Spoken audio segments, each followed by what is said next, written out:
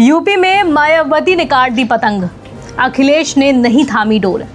अब क्या करेगी असुद्दीन ओवैसी की एआईएमआईएम।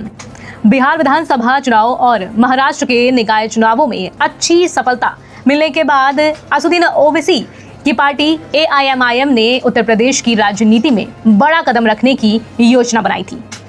पार्टी की कोशिश थी कि 2027 के विधानसभा चुनाव से पहले यूपी में मजबूत एंट्री हो, लेकिन इस एंट्री से पहले ही एआईएमआईएम को बड़ा झटका लग गया है। दरअसल आपको बता दें कि एआईएमआईएम की यूपी इकाई के अध्यक्ष शौकत अली ने दावा किया था कि पार्टी बीएसपी के साथ गठबंधन पर बातचीत कर रही है। इससे ये चर्चा तेज हो गई कि दलित मुस्लिम गठजोड़ बन सकता है, लेकिन बीएसपी प्रमुख मायावती ने इस उम्मीद पर पानी फेर दिया।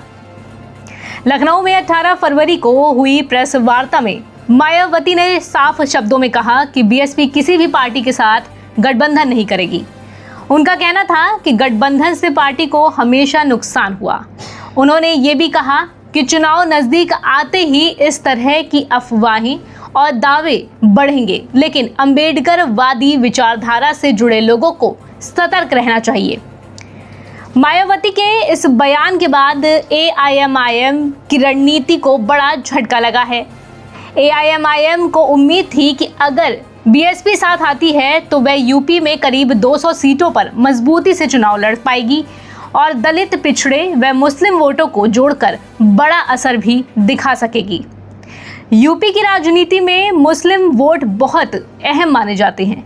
राज्य में करीब 19% मुस्लिम आबादी है। लंबे समय से ये वर्ग समाजवादी पार्टी यानी सपा का मजबूत आधार रहा है।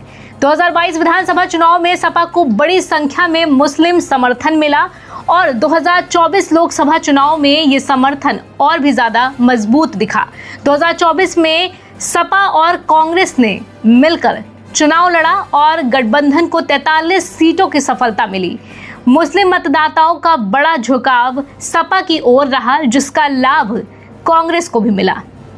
सपा और कांग्रेस एआईएमआईएम की एंट्री को लेकर सतर्क रहती है। पहले भी वोट बंटवारे का फायदा बीजेपी को मिला है। 2017 में मुस्लिम वोटों के बंटने से बीजेपी ने कई मुस्लिम बहुल सीटें जीत ली थी।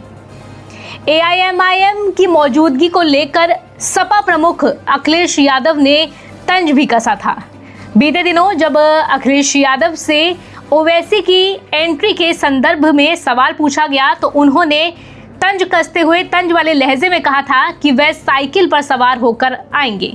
अखिलेश के इस बयान से संकेत मिले कि ओवैसी कितनी भी कोशिश करे वह उन्हें यहाँ ज्यादा तवज्जो नहीं देंगे और वह अपने वोट बैंक में किसी कीमत पर बंटवारा स्वीकार नहीं करेंगे। वहीं मायावती की ओर से आए इनकार के बाद अब ये बड़ा सवाल खड़ा होता है कि एआईएमआईएम आगे क्या रणनीति अपनाएगी और क्या वह अकेले दम पर यूपी की सियासत में अपनी जगह बना पाएगी। आपको क्या लगता है? अपनी राय जरूर साझा करें। धन्यवाद।